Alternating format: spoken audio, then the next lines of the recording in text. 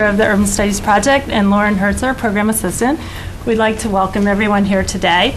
We're very pleased to host this panel discussion organized by IRG, CDM, AED, Nathan Associates, and ICMA on innovation and sustainable urban infrastructure.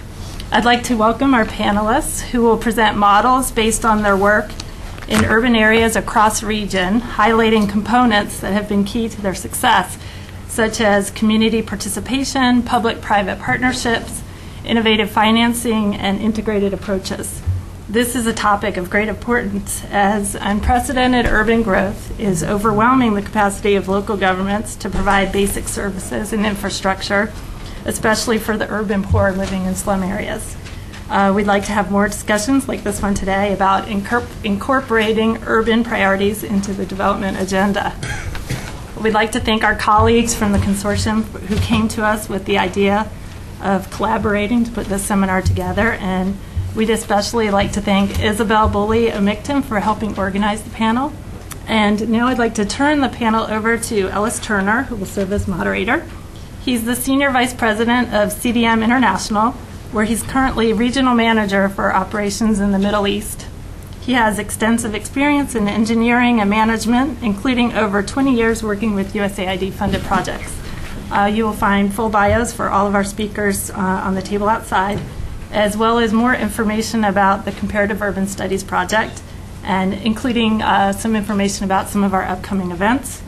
If you're not already on our mailing list, please sign up on the list outside or leave a card with us. And now, in the interest of time, which we don't have much of, I'll turn things over to Ellis Turner. Okay. Thank you. Thank you very much, Allison. Good afternoon.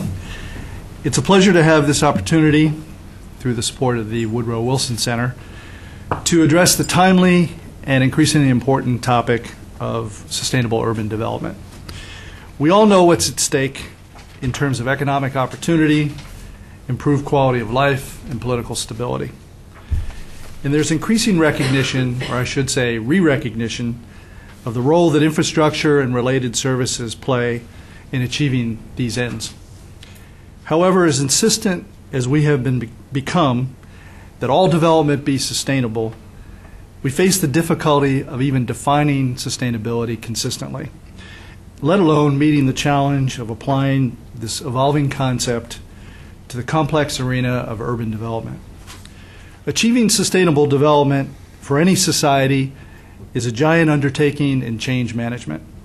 There are myriad decisions to be made on how to affect institutional and individual behavior, build capacity, secure and mobilize resources, and balance investment between solving acute, day-to-day problems versus meeting long-term development goals. Nevertheless, developing countries are making these decisions every day. Decisions that will, one way or another, determine if their investments will move them up the development continuum. Getting it right is critical. But assisting countries with their efforts is a difficult undertaking for which there is no cookbook.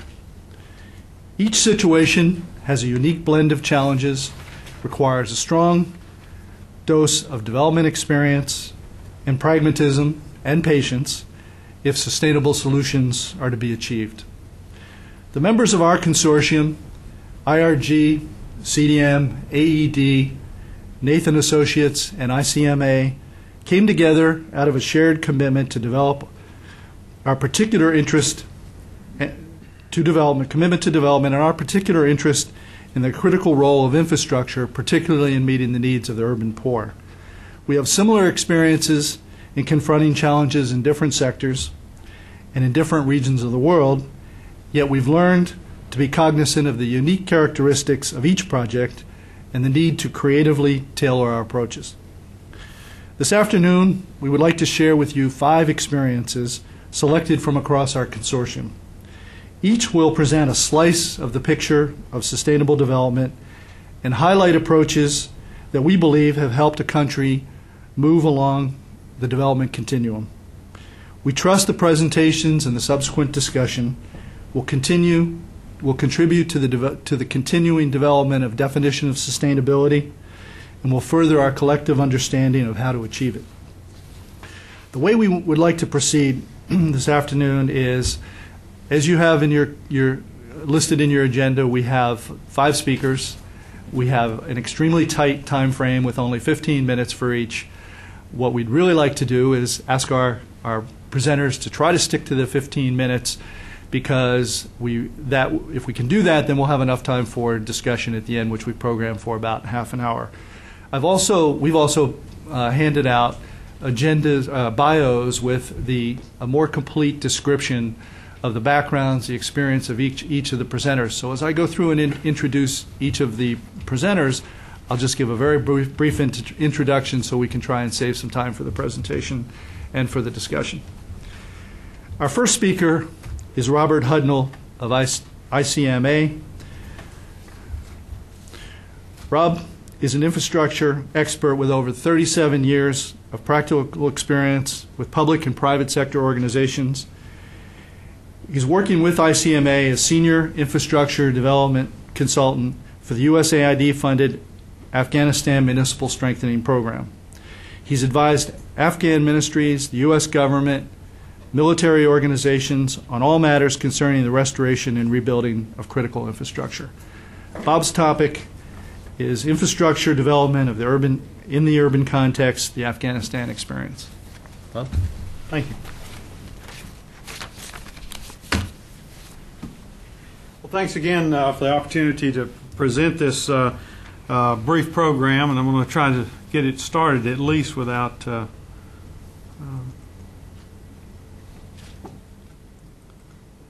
okay. Thanks again for the opportunity to present the program. Again, Bob Hudnall.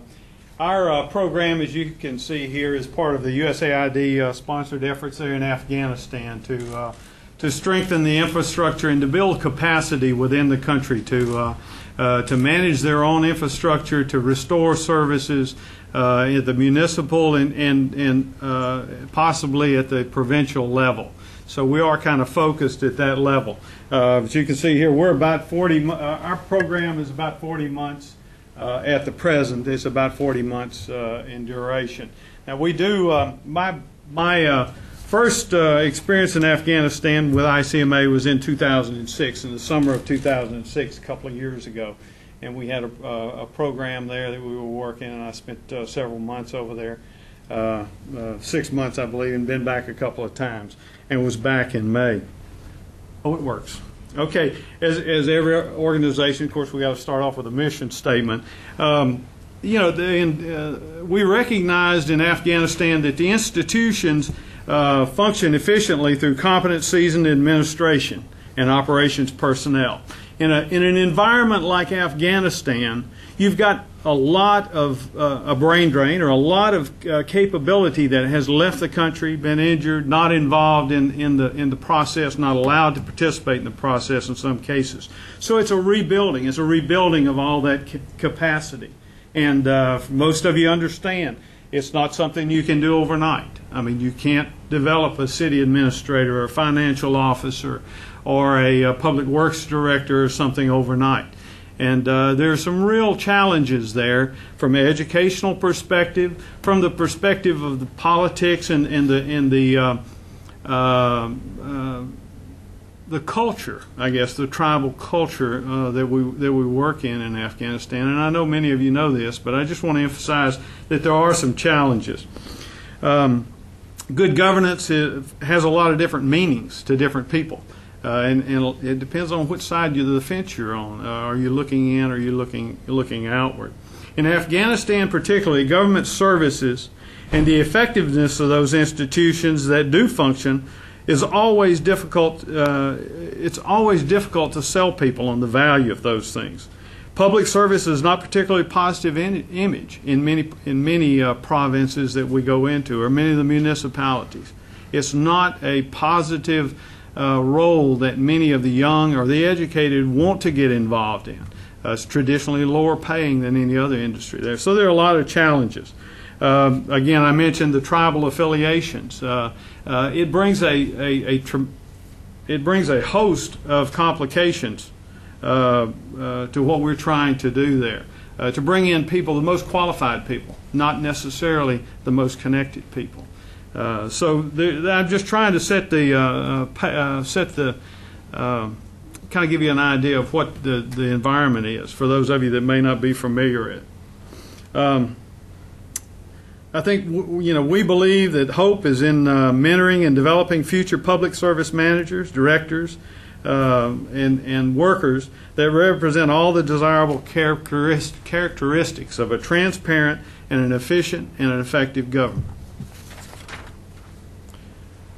These are our assumptions that we're working with, and you have to start somewhere. Afghanistan is not a place that you can go in and just sit down with a few people or organizations and get all the things worked out and get a definite playbook that you can work from.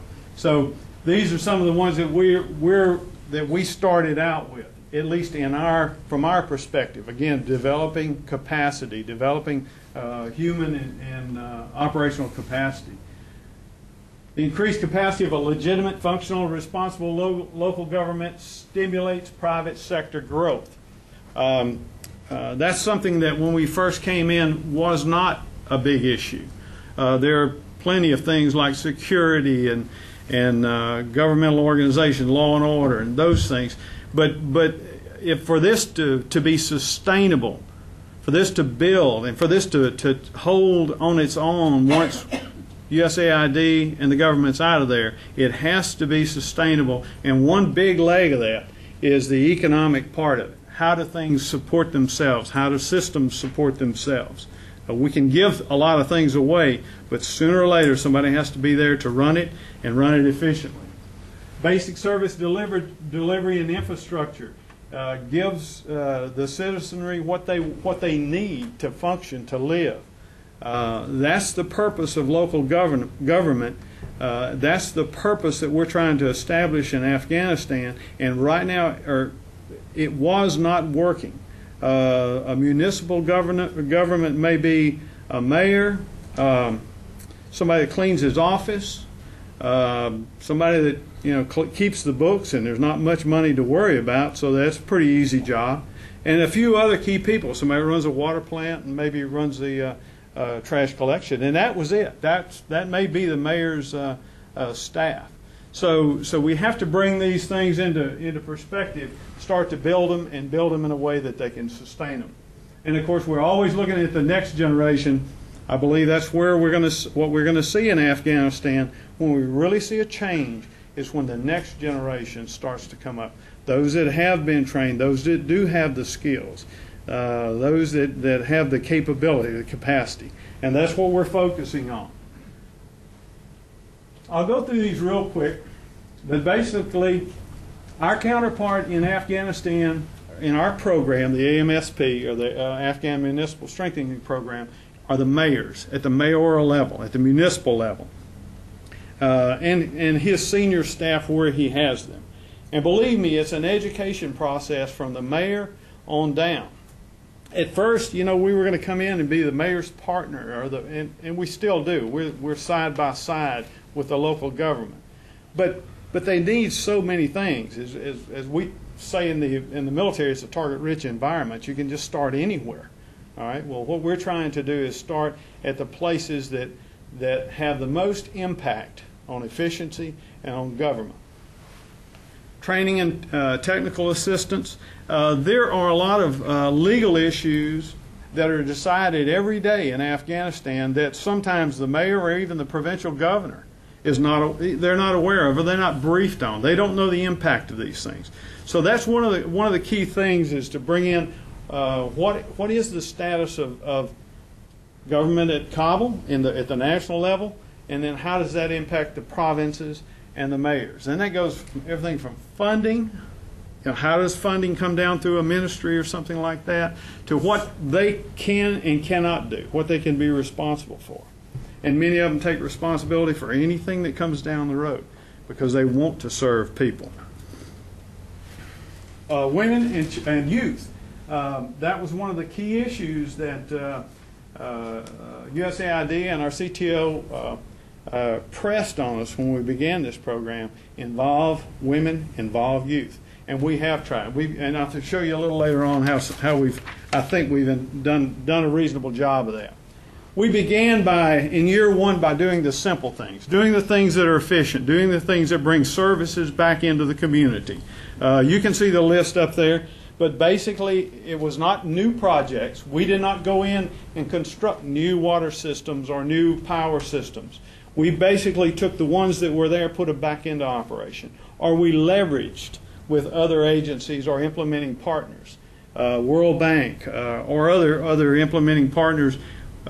Sometimes would go in and provide a power station or a power system, but they didn't train the people on how to maintain it, operate it over the long haul. And again, keep in mind that it takes years to develop that kind of capability. So that's kind of where we stepped in. Again, and we also looked very hard at city administration. Year two, we want to move into efficiency and effectiveness and a transparent government. All right, we want to have policies and practices. We want to go in and start working about billing and collection systems. How do they manage to find out? How do they know if their program is really? Will it ever break even? Will a water system? Can we ever go out and bill for that water and get the money back? Same thing, power, everything else, and privatization. Another key issue that we're looking at that we believe will bring a lot of services into Afghanistan if it's brought in correctly. Of course, it brings with it a lot of issues, and you can imagine those. The places that we are, I'll just quickly run through that just so you'll know the environment that we're working in. Primarily, ICMA is working in the eastern part of Afghanistan and the southern part, those provinces that adjoin Pakistan.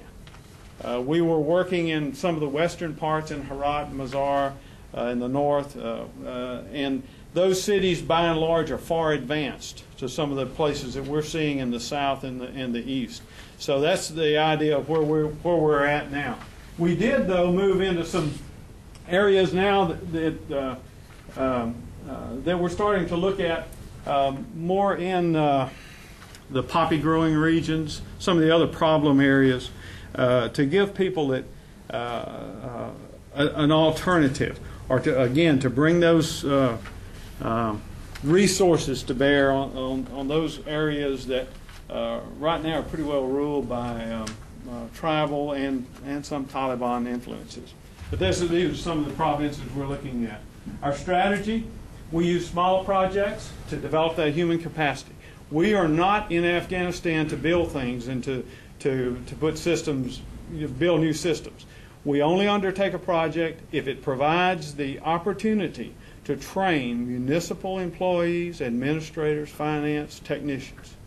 We will use the project to accomplish our goal. Our goal is to train to provide the capacity, the human capacity, to build those systems, to operate those systems, and expand the systems. And you can go down the list here, but in the interest of time, I'm going to kind of hit the high spots as we go through this. But we think that success is going to hinge on our creative approaches, how we get in there, because security is a problem, all the things that we've talked about. But it's also going to depend on how we can leverage some of the other implementing partners, how we can take what they're trying to do and we can get in there and help them do that, or we can get them involved in helping us do the things that we're trying to do there. So it is a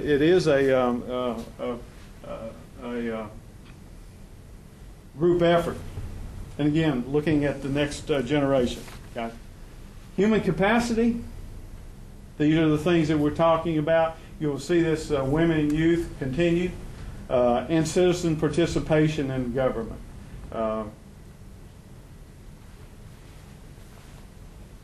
Again, we're talking about the legal frameworks, etc. This is what we're looking at in human capacity development, public relations, media relations. A lot of things happen in these situations that we don't see any communication, just like we do here in the United States occasionally. We'll see good programs come out, but they just don't, they don't get communicated to the people. They don't understand it, and they just have no idea where they're coming from. public finance and budgeting. Again, the youth, I'll leave these, let you look these over, but we have established an internship program working with the universities there and trying to bring sports opportunities that also bring those people into the realm of the municipal government. Again, I'm going to go through this one pretty quick. These are the things that we see that our program is doing, providing a calming effect of the communities. Once they start understanding that they're going to get services, and they're going to get those services on a regular basis, and they're going to get them dependably and efficiently and fairly. In other words, it's, you know, to get everyone treated the same, with the same level of respect. Improve the quality of life and private sector growth. Okay. Okay. These are just some of the things. We're seeing a lot of positive stuff, and I'm going to go ahead and wrap it up now. But we're seeing a lot of positive things that impact in a lot of other areas. In other words, our program, strengthening infrastructure, allows people, frees people up to go out and do and earn a living. Right, to go out and do the things that you know, that they really need to do. With that, I think I'm probably out of time, and got a couple more slides, but that's really the basis of it. And I think once we get into conversation, we can cover a few more areas. Thank you very much.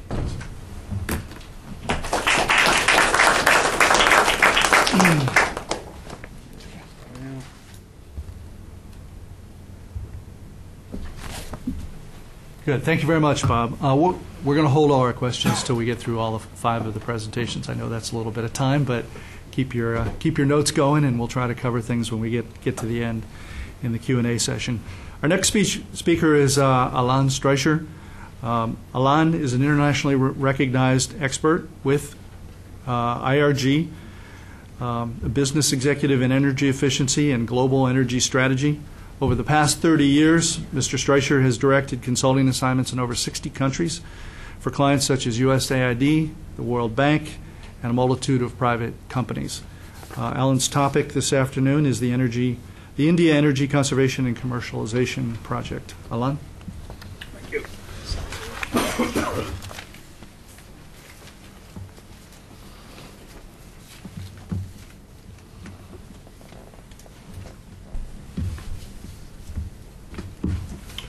Good afternoon, and thank you very much to the organizers for giving me the opportunity to present this very unique program, which is actually highly technical.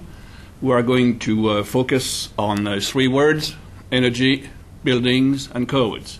And it may be surprising to you to deal with such a narrow subject within a very broad session theme, which is institutional development, innovative financing, public-private partnerships, but I will try to show these essential relationships. First, I will make the argument why it's an important topic. Number 2, I will tell you about the context in which we are doing this work, which is also a USAID project called ECO3, meaning there has been probably an ECO 2 and an ECO 1 before. And actually, it's a culmination of about 10 years of work, and I will say a little bit about that. It's very much a child of the Energy Conservation Act of India, which was promulgated about 7 years ago. And it takes that amount of time to get things done in a very complex country like India, which is not only a billion-plus, population, but also multiple, as you know, states and languages. So talking about something like codes and enforcement is a challenge before you even start.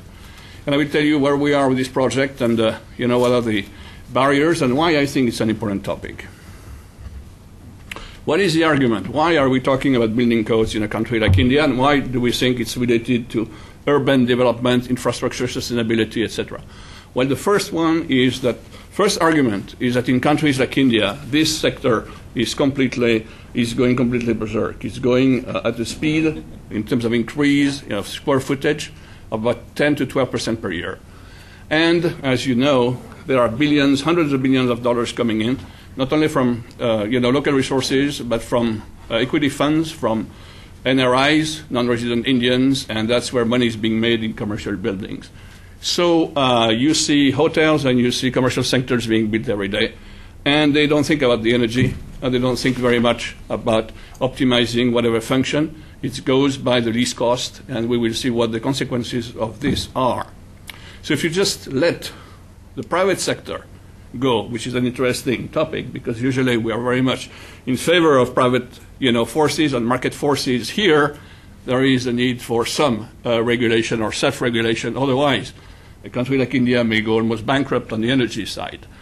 Already, you know about the challenges, because when you have a sector like the commercial sector grow at 10% per year, the energy consumption doesn't grow at 10, but 12, 13, 14, 15, because, again, of this procurement way they do it, on the least cost basis, on the first cost basis, and therefore it's very inefficient, and therefore the elasticity is more than one. So if you let the sector to itself, very, very quickly, these billions of dollars, will suck, all the commercial energy available, and the other groups, will not be able to get it. In addition, if it's suboptimal, you have, of course, additional need to finance power plants. You have additional pollution because it's coal. Because the system becomes less reliable, everybody gets anyway genset, so you have more pollution also at the end, as well as the source, on and on and on, air pollution, health issues, da. So if this sector is like a runaway train, you have major issues in the long term of urban development affecting everybody. So one of the things, and I cannot go on everything we could do about it, I'm just going to take one angle, which is energy conservation building codes. Why is that? Is that because almost everybody believes this is not something which is transferable and that will have results because it's not enforceable. And number two is because it's a U.S. program, and here in the U.S. we have had quite a lot of success with it. Anything from government buildings to green buildings, and a building today in the United States, it's normally should consume less than 100 kilowatt hours per square meter per year. In India and in China, 200, twice that, is not unusual for a new building. So you see the stakes. So I have a very long presentation, which I will not go through, but I assume it's available. So for those of you interested in technical details, they are there, but I will focus on only about 10 slides. So just I want to talk about this project. ECO3, it's a culmination of about 10 years of work of USAID in India. And ECO means here energy commercialization. So it's an effort to have the private sector forces as much as possible. And private sector forces means architects, developers, A&E firms, etc. Get involved in the process by which energy is used more efficiently. And because it's about, I have started working in India 25 years ago myself, and at that time we were working on industry and power plants. So we assume that most of the work is done, that large industries have the incentives because of international competition to be energy efficient. But buildings, government sector, residential sector, they are left nowhere. The pricing is not right. The incentives are not right. There is no information. So that's our focus. Our focus is to work with the existing population of building, but even more with these new buildings I was talking about. So we have a number of activities, and here they are listed. First, this Energy Act is a federal act, like here, like from a DOE if you want, and it goes down to the states. And the states have had, under this act, to create a special entity called an SDA, a State Development Agency, with the purpose of implementing at the state level, because every state is different culture, different climates, some components of this program, and on a schedule which suits them. And there are a lot of stuff, from training, from curriculum development, from anything about modeling, buildings, to doing pilot projects, to developing innovative and risk financing. It's a very complex and very a project which involves, I would say, hundreds of organizations. I just want to show you our own organization. Let's look at this. Look at all these things. This is really in the middle, the projects and the teams. But here you have the projects we have to cooperate with and the organization, which include actually private vendors of efficient motors and efficient. So it's a huge endeavor to have all these people, do this. This is a program which has a budget of about $1.5 million per year. With this $1.5 million per year, we try to influence several $1 billion. So the leveraging is key. So we need to have activities that will really appeal, to the various players so that they will want to play and replicate them. Okay, I will go fast on this. I just want to say that, again, it took a long time because it's a very complex endeavor, to develop a program of energy efficiency. In the United States, we started in 1974, and it was not until 78, 79 that we had, our program in school and buildings and our federal program. So India started about 12 years ago, and it's only now that things start to make a difference. So this building code stuff, it's only one element of a whole.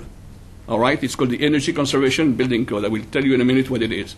But first, how is it organized? How has it been designed? It has been designed at the national level. It's a mandate by the government and enforced by the Ministry of Power through an organization which is called the Bureau of Energy Efficiency. And the Bureau of Energy Efficiency, which is a central agency, basically develops the rules of the game. What is it that they are trying to do? So it's like a draft, if you want, document called the draft ECBC.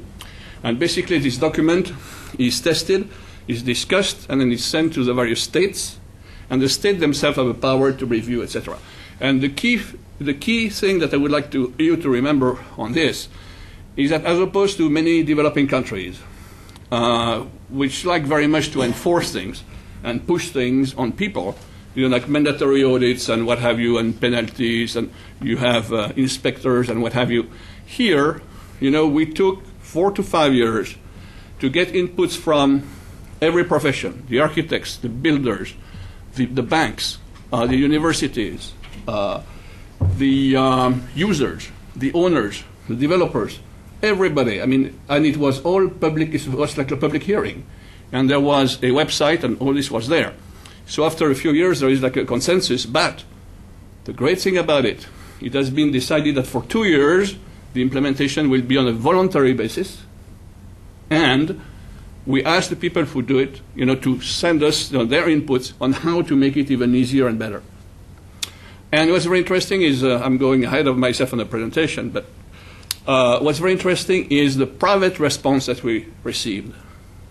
There has been a number of pilot projects in India, like a green business center. And believe it or not, many of these leading Indian companies have been convinced that it was a major PR argument for their firms to try to replicate, this kind of design. 80% of the new commercial buildings are for IT firms. Many of them work on the outsourcing. They are very wealthy. They have a lot of money. And they also are competing for world business. They want to have a nice window. So those guys are jumping into it. They say, we're going to play ball, and we're going to go beyond what you're saying. And we want the green certification, we want the LEED certification. So we are getting a very good result on the private sector. On the government sector, the government, of course, will be able to impose on its own, I assume, those codes. So here I have the numbers I gave you on the growth of the building sector. Just see what it means on electricity. In 15 years, going from 10 to 35 terawatt hours, and for the future, it's even more. So the consumption of this sector, which is about 10% of India right now, will represent about 100 terawatt hours in 10 years, which is about 50% of what India used to consume 10 years ago. If we make the impact we're expecting of reducing energy consumption per square meter by 30 or 40%, we can avoid a power plant every month. Right now, on the lowest, very conservative estimate today, we save 1 per year. But as the thing accelerates, as the adoption increases, we can save a power plant every month. And unfortunately, by then, the power plant will be built every week, like in China. And they are coal-fired. So you can see directly the impact already on the pollution side.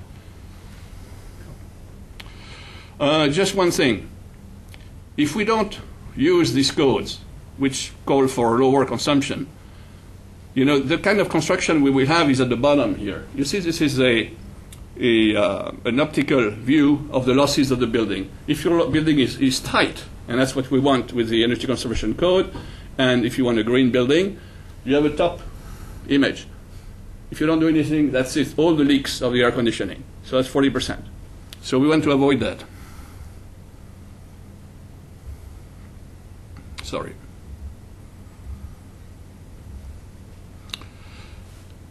captive generation. Because the system is not reliable, all these new buildings have a huge power plant in the back. And these power plants, of course, are very inefficient. They use oil much less inefficiently than the large power plants, plus they create more pollution. How much do we have? It is believed that we have 30,000 megawatt of it. Actually, I was working on Pakistan today. In Pakistan, there is 1 to 2,000. 30,000 megawatts. That's as much as a medium state in the U.S. Okay, moving on quickly. 2 minutes. I just want to show you the schedule. As you see, it takes years. This thing cannot be done in a few years because you need to have a very participatory process, and you want everybody to, be at the table, and you want everybody to argue, and then they want to be able to sell this approach. And we are right now in this testing on a voluntary basis. I wanted to show you the amount of savings we expect by city. Of course, each region has different climate patterns, and we are modeling this using very powerful computer models.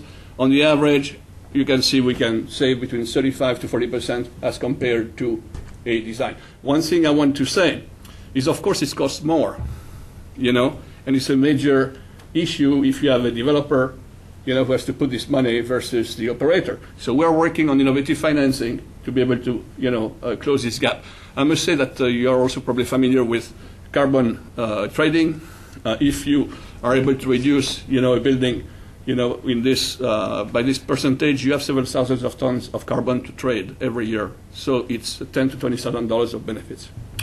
So I will not show the slides. The slides. I will just tell you what is in the rest of the presentation.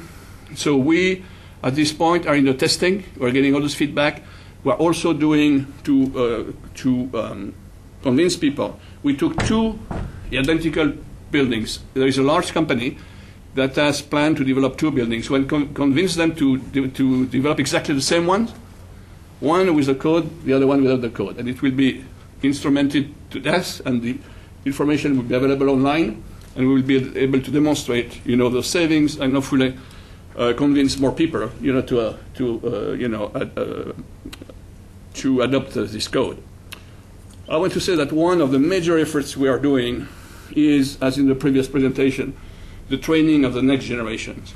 We're using, in the United States, we have great universities like Carnegie Mellon, and we have laboratories like Lawrence Berkeley, which have developed, very, very powerful models. So we're doing the same thing with the Indian universities. We're developing modeling techniques to be able to do all the what-if games on any building. You change the orientation, you change the windows, and we are training thousands of architects, thousands of builders to these new techniques. And that's where the future is. Again, the private sector is leading, interestingly enough, not because they're convinced of the energy savings, but they think it's the right thing to do, and actually it gives them a competitive advantage in their business.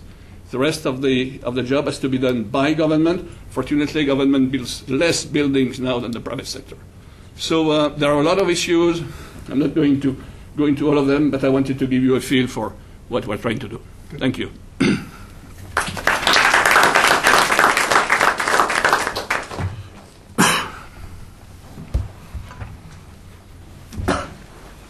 Okay, thank you very much, Alain. Our next speaker is Mauricio Posada with Nathan Associates. Mauricio serves as the manager of infrastructure planning and economics practice at Nathan Associates, coordinating practice activities and resources, developing new business opportunities, and tracking performance. This afternoon, Mauricio will be talking about the preparation of a plan to improve urban transportation system operation and services in Quito, Ecuador Metropolitan District. Thank you, Elise.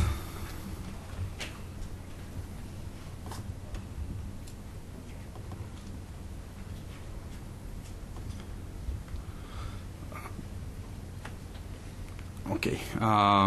Good afternoon, everybody. I want to thank you for the opportunity of presenting this interesting project.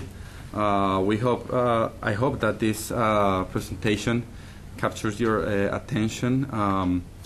The development of the project was changed during the course of the project, and I will tell you the reasons as long as we go over the presentation. First of all, I would like to define or tell you what we understand for integration and for transport integration in urban sector. We have two types of integration. One will be between lines. You're using the same mode of transportation. Let's say we're talking about buses or the metro. But you can also have integration between both modes. You can see this, for example, in many countries in Europe, Spain particularly, Madrid and Barcelona. With the same ticket, you can ride both the metro and the bus system.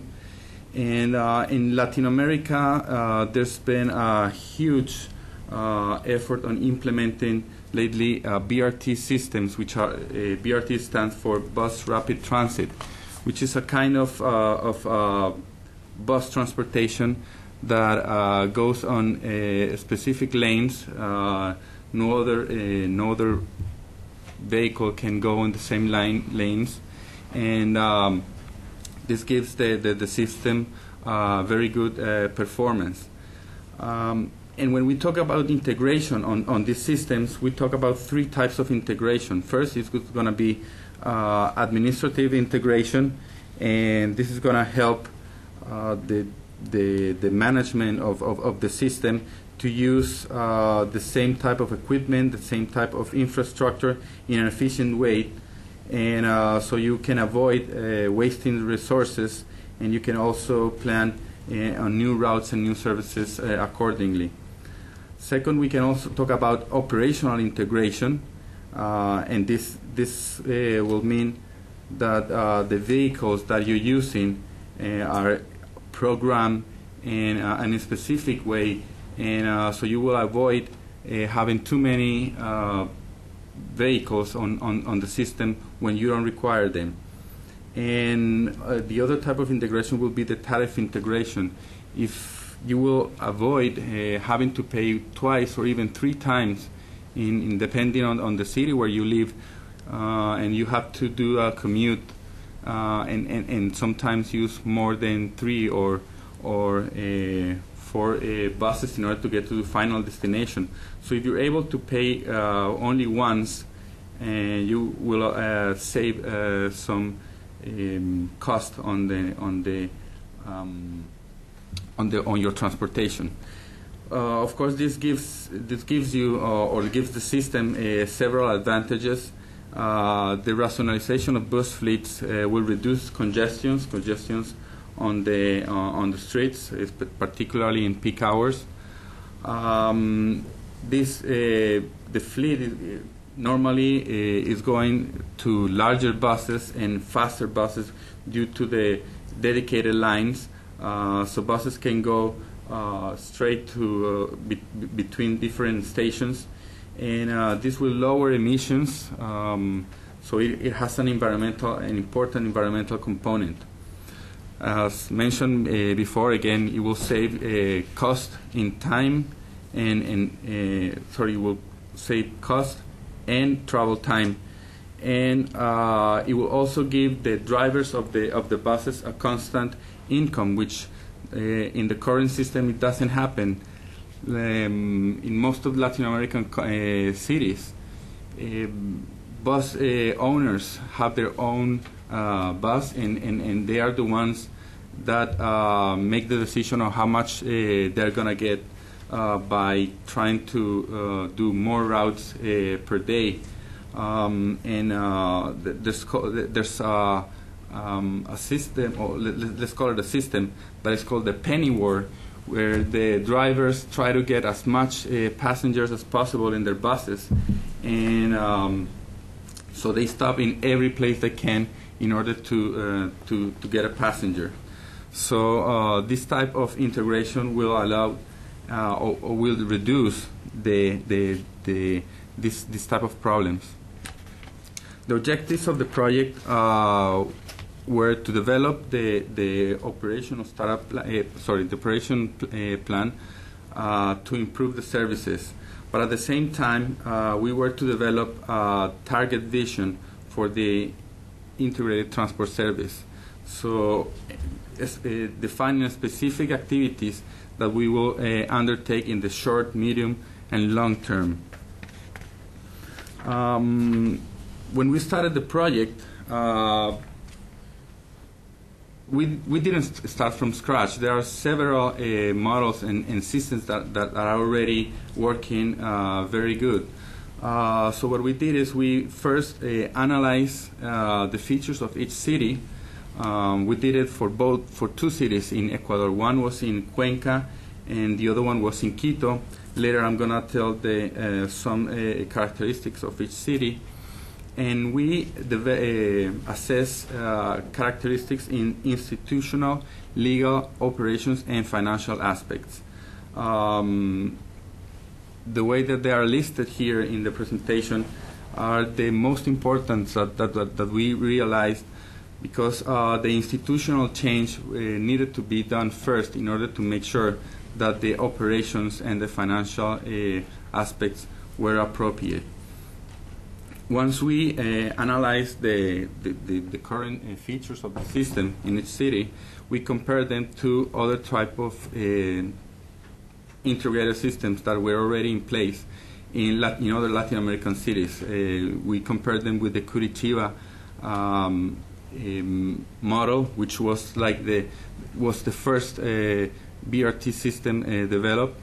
Then the one that was the most successful until now, which was the Bogota BRT system, and also others in Mexico, Guayaquil, or Santiago de Chile.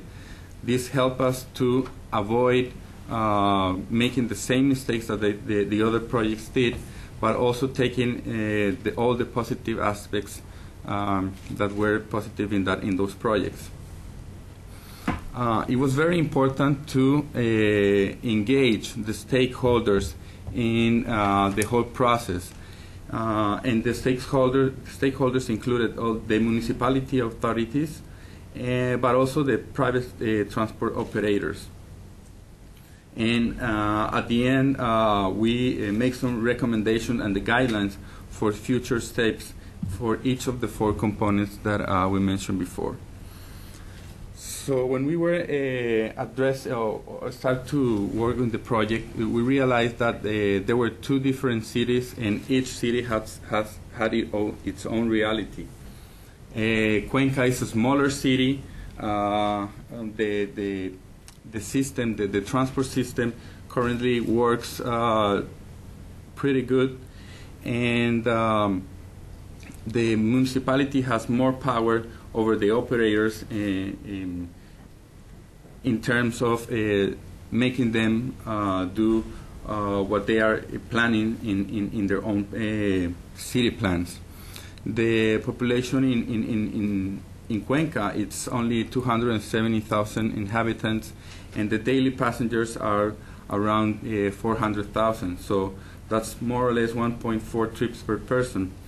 There's only 7 private operators, and something that was interesting is that the tariff is fixed by the government, and it doesn't reflect any financial operation of each of the systems. So it has a highly political importance, and so it's very difficult to make changes to the tariff. And there's cross-subsidy among users, but it's not clear. It was not clear at that time who was paying for these subsidies. I have a brief description of the project here. The system has, for the phase 1, and it was separated in 2 phases because of the funds for the second phase are not secured yet. But for the first phase, they already have the funds. So they have 2 main trunk lines, and also 2 other circular lines. The purpose of these trunk lines is to bring people through the center of the city, and for those that do not want to go through the center of the city and want to go to the other side of the city, they will take the circular lines. you can see here the second phase, it goes a broader distance, but as I mentioned before, there are still not funds available for this second phase. And the whole system will be complemented by feeder lines that will bring the population from the long distances to the center of the city. The city of Quito, it's different. It has already 3 systems that are currently working, and unfortunately, these systems do not interact among each other. I'm going to go a little bit faster. You can see here each of the systems. The one that is on the northern part of the city, in the center corridor, and also the last one that goes also from south to north. You will see that Quito is located between 2 mountains, so the growth of the population has to go from north to south, which makes a little bit more complicated in terms of tariff, because people that will travel from one side of the city to the other is gonna travel several kilometers. In Quito, only 22% of the people use the system that I just described to you. The other 78% only uses conventional buses. So, as I mentioned to you before, this conventional system is based on the economic model is based on individual ownership and collection of the tariff, which creates the penny war. And Metrobus Q has 2 different fare collection systems, which makes more complicated to integrate it because one of them will not be able to use this in the future. The major challenges that we observed during the assignment is that there was political sensitivity to donors' participations and recommendations. This project was funded by the World Bank, and there were in the past were some differences between the government and the World Bank, and they are starting again relationship. So there was some sensitivity because we were working for the bank. There was lack of reliable information, operational information, and other thing that we saw is that there were too many municipality entities involved in management of the transport sector. To mention some of these, it's for example, the Municipality Transit Department, also the Environmental Division of the Municipality of Quito, Municipal Agency for Mobility and Public Works, Metropolitan Agency for Transport Service and Administration, and the list goes to up to 10 agencies, which created a lot of problems between the coordination of the municipalities, because each one has their own plan for expansions and they have their own plan for the integration of the system. There was absence of management plan for the implementation of the system, and the private operators had a lot of power, and their technical capabilities were higher than the capabilities of the people from the municipality. The municipalities did not have control on the tariff system, as I mentioned. This was fixed by the government, and there are no tariff models to determine the fares. It's just something that is fixed, and you don't know if you're even covering the expenses of operations. And there's reluctance from the operators to implement the integrated fare collection because some of the routes have better performance than the others, so they consider that they should get more for giving those routes to the system than those routes that do not perform as good as the others. Something that was interesting is that we realized that we couldn't make our recommendations if we would just come and impose what we thought that it was correct. So what we did is we developed two different type of workshops, and we invited all the stakeholders and asked them what was the situation and the diagnosis that they think that or the current situation of each of the systems. Based on that, we make our analysis, and at the end we meet with them again and make their recommendations and discuss with them each of the recommendations. So it was a participatory process that we considered was the key element for the success of the project.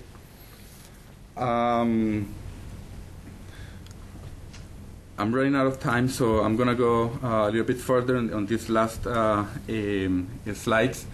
Or the best, or let's say that the main concerns were institutional concerns and the integration of the tariff system. So most of our recommendations were based on those. In both cities, each one has its specific characteristics. So we make certain recommendations based on those, but the main recommendations were on institutionals and the financial and how to address the tariff integration. I ran out of time. I'm sorry, but if you have questions, maybe we can discuss this a little bit during the discussion session. Okay, thank you.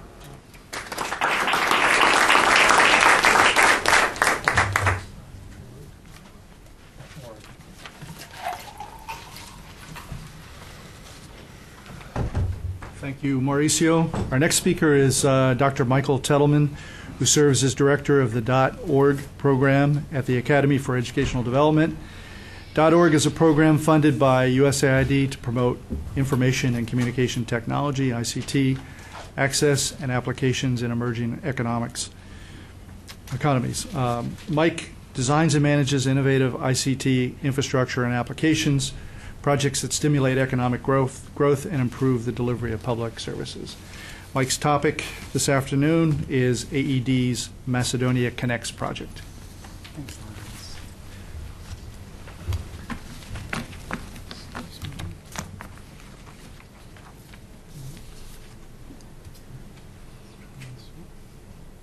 Nope. I can run through all these again. We can do a... I thought this was mine. All right. Well, this will be a nice time for reflection for you all before we get to the one that's mine's supposed to be. No, Jordan's interesting, but that's, I'm doing Macedonia, and that's transport. I do. Well, and I'm doing the technology section, so this is really appropriate. I'm tempted to just forego PowerPoint.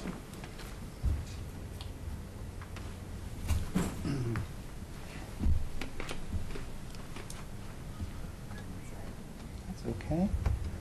You may see pictures of my kids.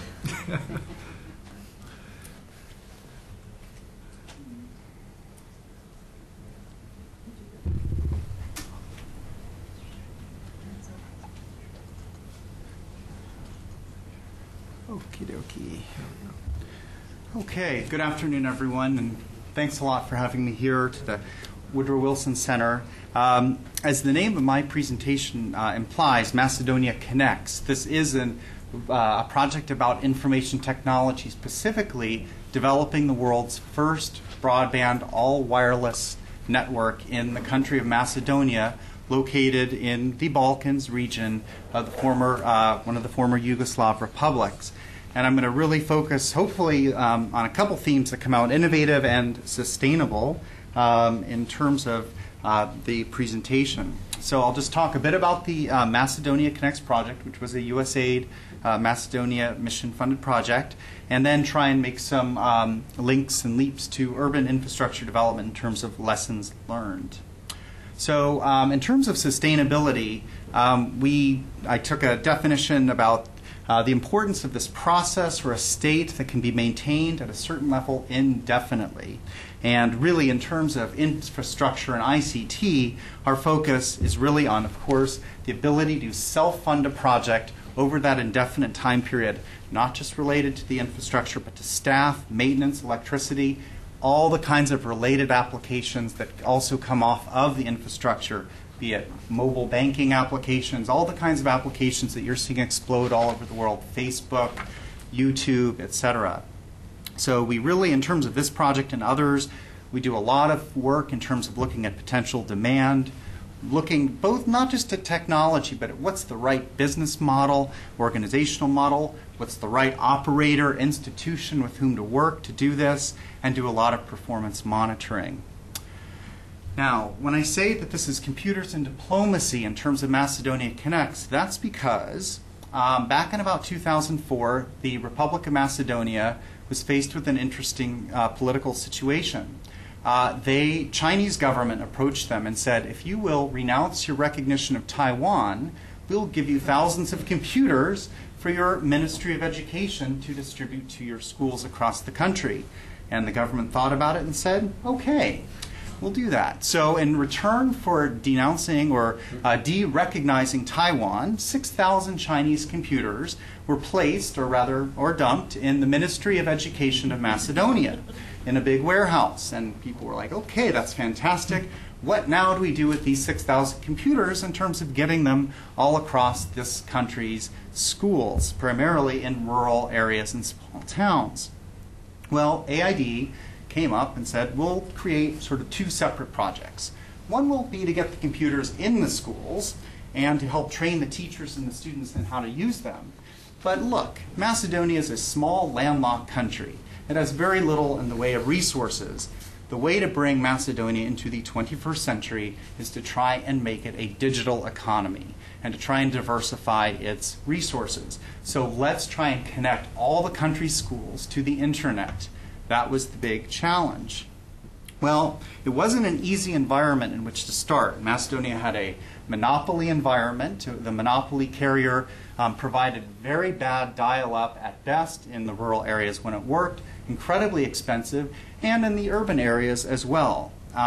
It was really, as Macedonia had one of the worst internet penetration rates in all of Europe. But there were some positive things for us to be able to work with. Probably the most important was political will. The new government was determined to try and create an environment for national broadband infrastructure rollout. USAID had a mission director named Dick Goldman, who used to work in Rwanda, who had seen the powers of information technology in Rwanda in terms of actually helping them with voter registration efforts. So he was a major champion. There was an idea, too, to say, look, let's step back and think about how we can create a business model here that can really stimulate private sector investment in infrastructure to make this possible. And what was that? The idea of let's take all the schools as an aggregate and think of them as customers, as potential subscribers, not just as sort of donors or donor recipients who would get internet for a limited period of time. Fortunately, also, time was on our side. New wireless technologies, particularly at that time Wi-Fi, through Motorola Canopy technology and others, had just finally become price affordable and reliable, even in the coldest of climates. So a bunch of different very fortunate things came to pass at the same time. So the whole goal was to get internet to all these schools across the country, reduce the cost of getting internet, increase penetration, and not just for schools, but to try and get other government services in the private sector and businesses to get better access to communications, and most importantly, create a sustainable long-term solution. Well, what was the original idea? Let's just buy, AID had about $2.5 million, and they said, look, we'll take the $2.5 million, and we will just simply give the incumbent telecom $2.5 million to subsidize connectivity to the schools for 18 months. And that'll be great. They'll have their internet and fantastic.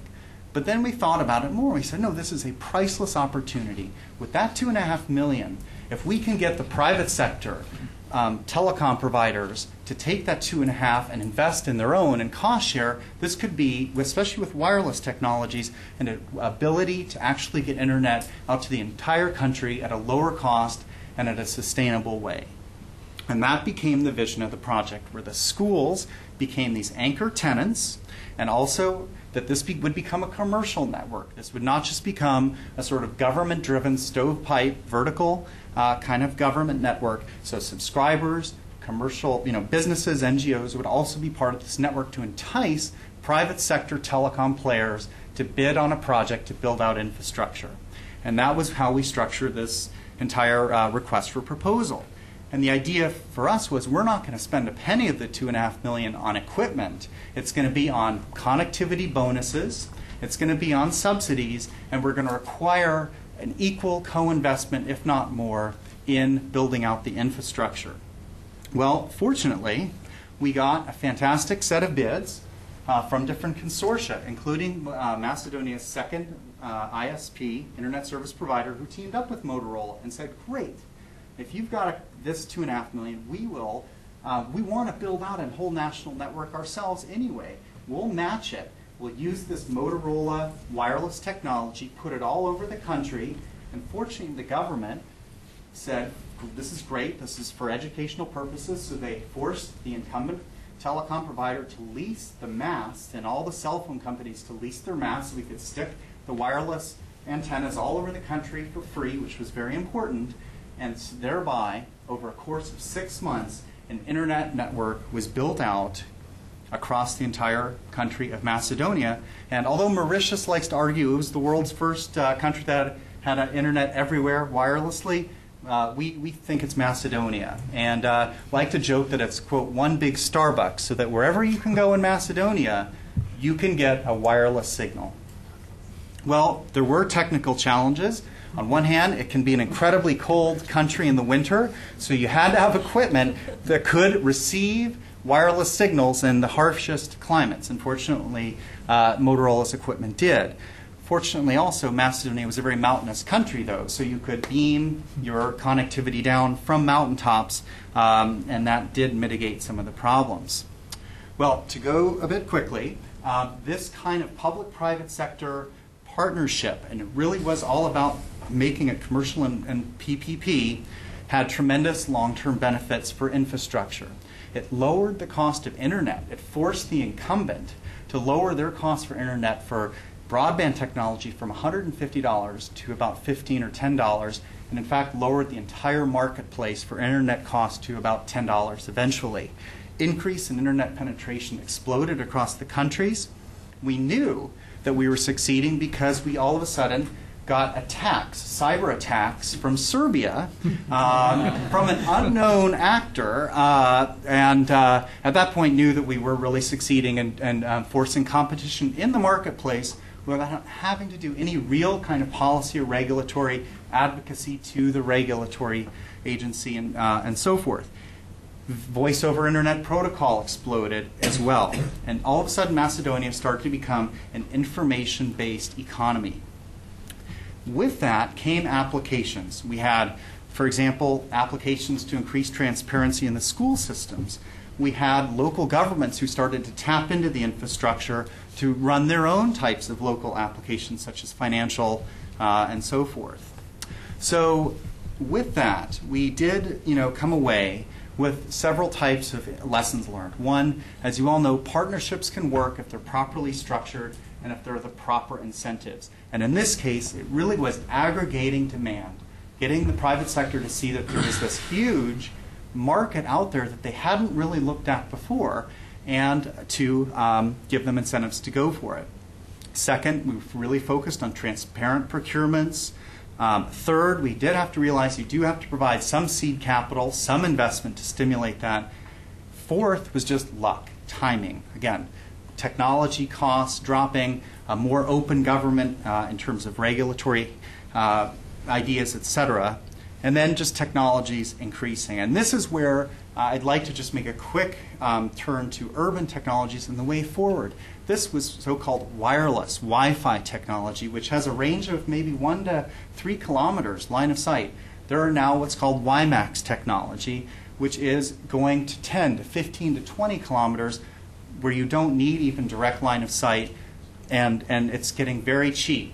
You're getting also new kinds of internet over broadband, over power lines. So really leveraging the right kinds of technologies, and we can talk about that in the discussion section, we're really critical in this project. And really thinking about how the information technology wasn't just an end in and of itself, but linked into other sectors. For example, a big thing now is using wireless for utility meter reading, so that utility companies can tell remotely how people are using electricity. Policy and regulatory was a huge issue for us, and it will be for any kind of urban or rural infrastructure project. Issues of competition in the marketplace. Issues of, actually, this is a really big one, being able to resell broadband so that a company can buy wholesale internet access and then resell it privately to its own customers who want to use it, again, for voice, for doing their local content, for Facebook, for any kinds of applications, mobile banking. Universal access programs, where the government set aside money to stimulate access into both urban, peri-urban, and rural areas. And finally, long-term sustainability. I think that has been mentioned before, one of the challenges, including in the Macedonia Connects project. We were very proud of this network we created. We spent 3 or 4 years working at the individual school level and at the ministry level, central ministry level, on helping them think through technical issues, business plan issues, sustainability issues, and yet still the ministry does lack that essential capacity in some respects to manage this long term. And that is something that we all have to keep a very close eye on. So just as some very last minute relevance to urban infrastructure development, we're looking, again, wireless communications are just absolutely exploding, especially with WiMAX. And again, as I mentioned, with electricity going over power lines. This is just an emerging new type of technology. Companies are finally starting to do this. They've been trying it for about 20 years. They're finally making some breakthroughs. Peri-urban areas, they're often as underserved or more underserved than rural areas, and people often forget that.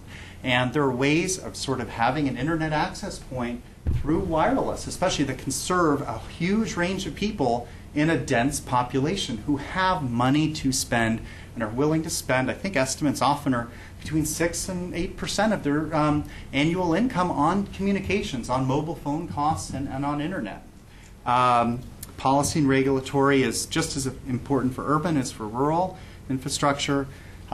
Finding co-investment possibilities and participatory development. And for us, this was really about competitive tendering and collaborating, as had been mentioned before, for many months with the appropriate ministries, with schools, with businesses, to test demand. And one of the big problems with infrastructure in our field is that in government, which is the biggest procurer of telecommunications, their ministries buy vertically. Like the health ministry will buy its own infrastructure. The Ministry for Finance will buy its own infrastructure. They don't talk to each other. That's called interoperability problems, and that's something that we're really having to work with. So really that sort of sums up some thoughts about the project, about Macedonia Connects. We're very proud. It's been replicated now in other countries, and small countries like Montenegro, and big countries like Georgia, and hopefully now in Africa and places like Senegal, who see this approach as potentially a very important one. So thank you very much for your attention.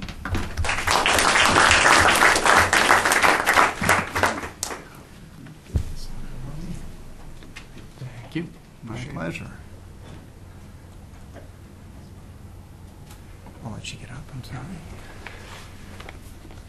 Thank you very much, Mike. Our next speaker is Tom Pedersen, who as Senior Vice President and Director of Sustainability for CDM is leading the development and implementation of CDM's Sustainability Performance Improvement Management System. Tom has 30 years of environmental consulting experience with expertise in the design, development, and implementation of environmental management systems for a wide range of industrial, airport, university, and public sector clients. Tom's topic this afternoon is Jordan reuse for industry, agriculture, and landscape, otherwise known as the RIAL project. Tom. Thanks, Ellis. Well, you've heard quite a few talks here on technology, energy, transportation. We're going to shift focus and talk about water, a resource that is very precious in the country of Jordan. And what I hope to do is, in the next few minutes, quickly get through a series of slides that gives you an overview of the REAL project, a 3-year project looking at reuse of wastewater as well as other types of waters within Jordan in industry, agriculture, and landscaping applications. And I'll quickly go over the objectives of the project to provide some quick overviews of the results and end with just some thoughts on sustaining the improvements that have been achieved. Jordan is a very unique country, a very beautiful country. 75% of the country is desert, and they receive less than 8 inches of rainfall on average per year. It is an area that is under increasing focus in the Middle East, and we know that the water resources are very significant issues for the country of Jordan. Rainfall that falls in the mountains near the Dead Sea, as it enters into the Dead Sea, that water is really not available for use. And so capturing every drop of water in Jordan is an important activity that every group in Jordan is focused on. There are some very unique historical sites in Jordan. Petra, one where the Nabateans were able to find ways to have a very viable civilization using water and accessing that water. But we know now that Jordan is one of the 10 poorest countries from the standpoint of water resources in the world, and its per capita consumption is quite low, but yet there is a very significant deficit from the standpoint of water. And so the REAL project was looking at ways to maximize the use of water and find ways to help the country deal with the water shortage that it is dealing with. And we know that as time goes forward, Jordan will be even further pressed with regard to water resources and effective use of water resources. So making use of the available resources and reusing, recycling that precious commodity of water was a very important part of this project. Within Jordan, the majority of the water is used in agriculture, and so a large part of this project focused on agricultural use of water and wastewater, treated effluent reuse. But in addition, within industry, there's quite a bit of water that's used, and finding ways to improve the efficiency of water use within industry was an important part of this project as well. So I'll touch briefly on that as well. The water policy for Jordan is really one that addresses the triple bottom line dimensions of sustainability: environmental, social, as well as economic. And we know that when we can integrate these dimensions in an effective way, we can actually result in sustainable projects. And I think we were able to demonstrate that effectively in the undertaking of the REAL project.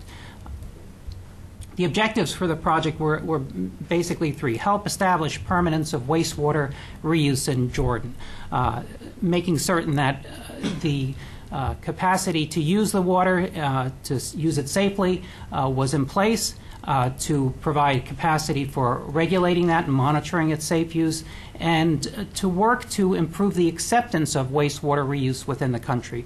Those were the 3 major objectives, and there were 3 different tasks under REAL. One was focused on direct reuse of water in agriculture and landscaping. We had a task that focused on institutional strengthening, and the third task that focused on industry and water conservation reuse within industry. For the agricultural components, there were 4 sites, and these were more than demonstration sites. The reuse of effluent has been demonstrated worldwide. It is something that is viable in many parts of the world, but to implement a program that would be sustainable within Jordan was a key component of this project. And so there were 4 different sites that were we looked at just the Jordan University for Science and Technology in the north, where students were trained in use of wastewater and how that could be applied. The Greater Amman municipality in Oman, the reuse of water in landscaping, in Wadi Musa, an agricultural community that was used to implement, and not a demonstration project, but actually implementation of water reuse. And then Aqaba, a growing city where use of water to irrigate landscape was an important part of the project.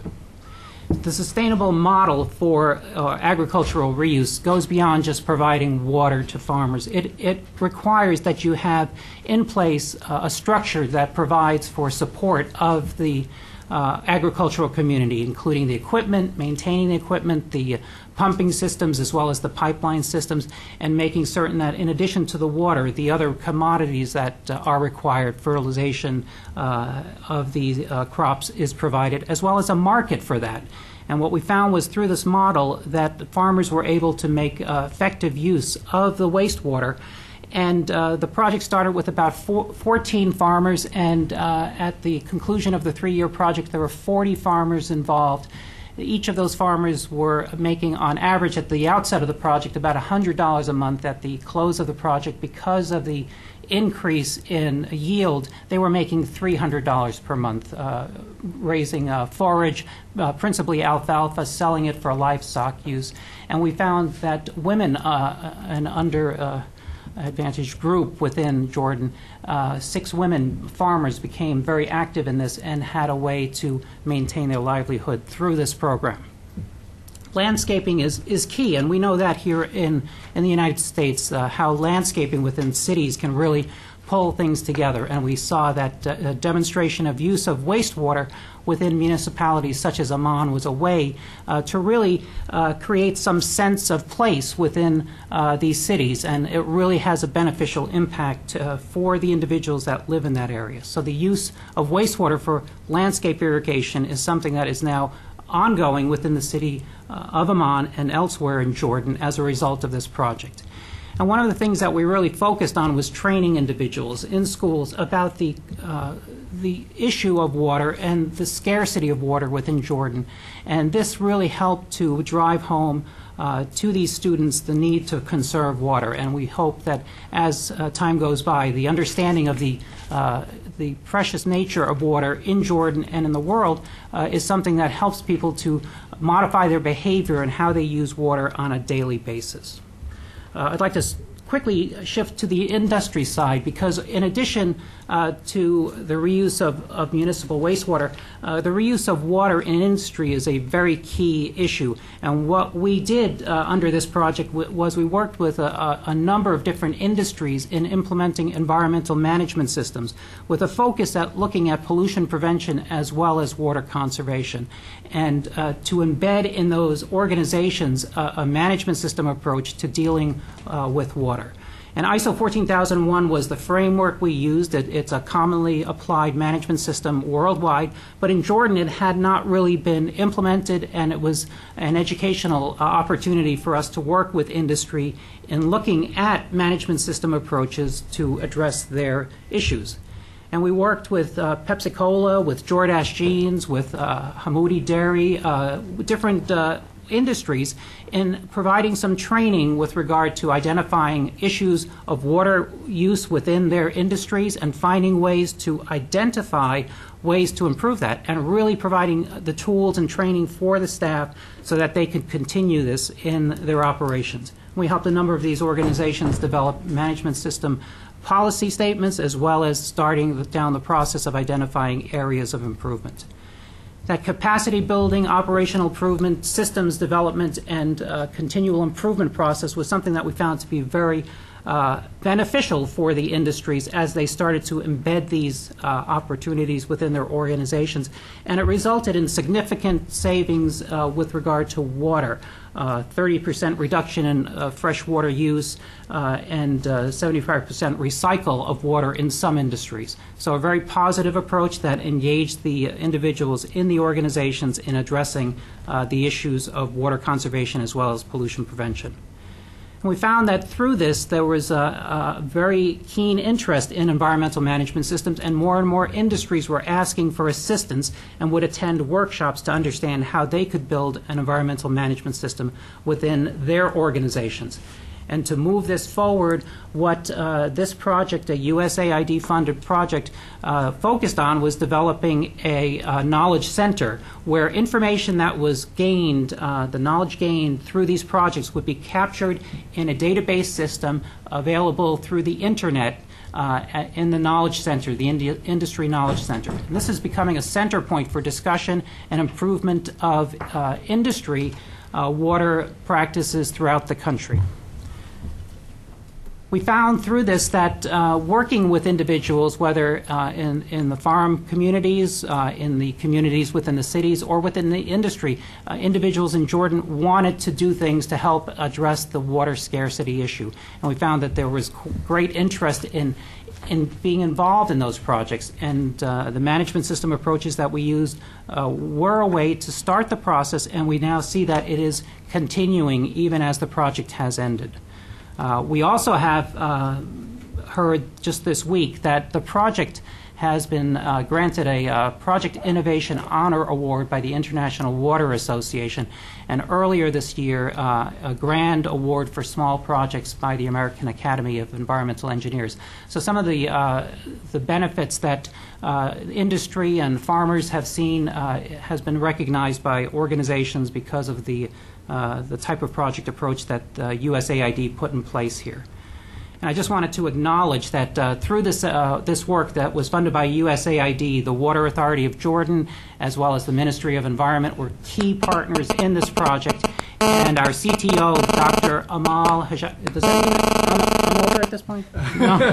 No, we're close to the discussion. Let's signal for something else. Dr. Amal Hajazi was the key mover for this project, but Maran Mercerlian, CDM in Amman, Jordan, served as our chief of party, and we had a very good team of individuals working on this. We see lots of benefits from it, and we're hoping to see it replicated in other places within Jordan in the coming years.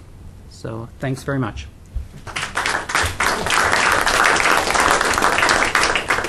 Thank you very much, Tom. Well, we do have half an hour for questions, answers, and discussion, so the floor is now open. I would just ask that you identify yourself and your affiliation, and whether you have comments or questions, clarification, get started. Yes? Bob Kiyu, I had a question for Tom Peterson. Could you say a few words? Thank you.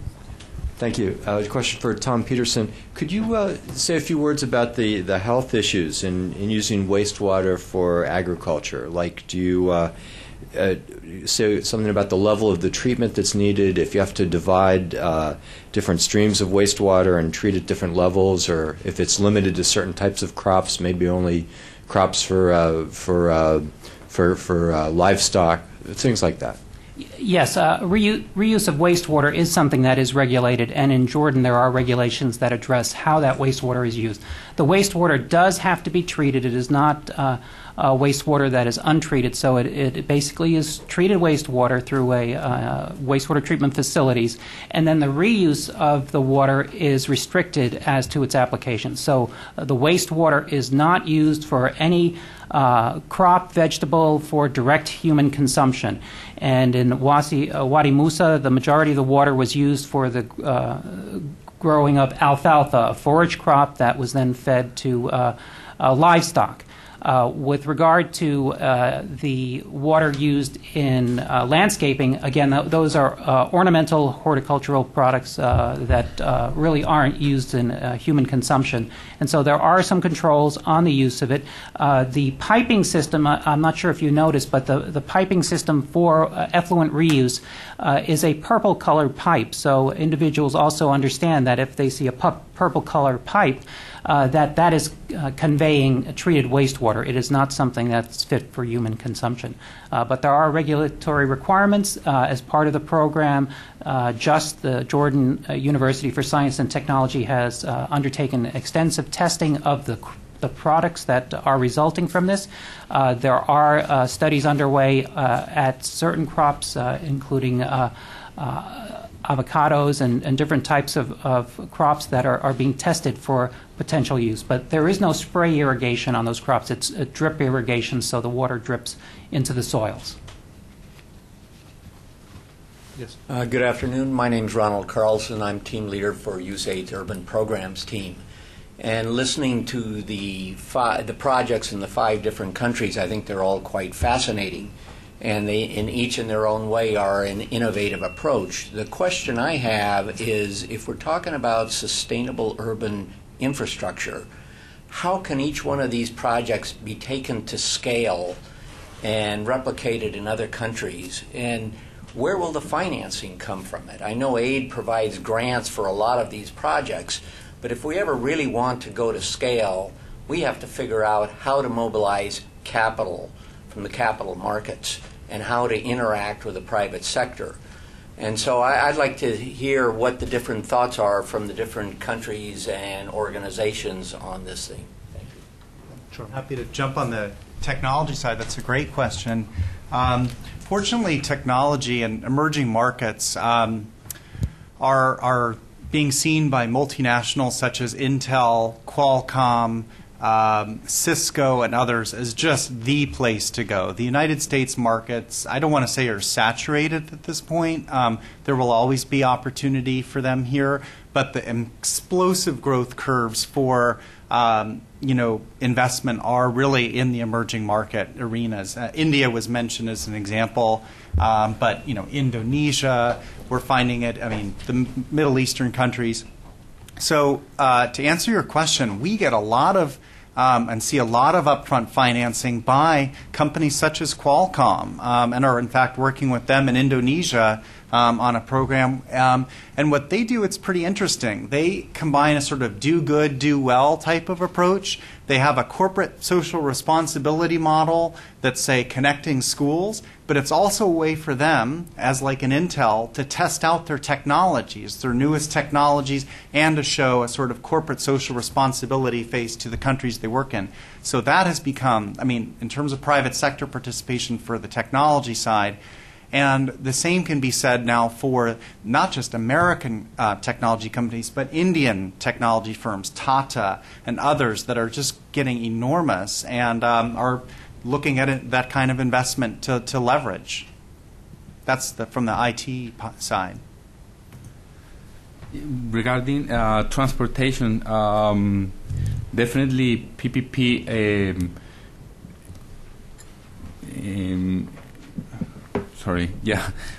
PPP programs can be implemented. The private sector can run or have a concession of one of the routes, and they will bring all the equipment. Sometimes the government will provide or will build the infrastructure, but all the rolling stock will be brought by the private sector. And the private sector, given that this type of BRT systems are more efficient, and you increase the demand of the services, you can recover a lot of your investment through the tariff. And as well, you can also take advantage of commercialization of the network. You can explode commercial centers near the stations, or even inside the stations. Something similar to what has been done here in Union Station. You can put one of the stations within a mall or in a commercial center, and the private sector can sell or lease the retails there, or as well in the buses.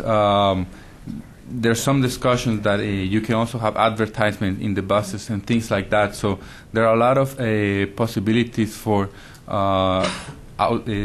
sustainable progress on this. I'd like to answer for the energy sector.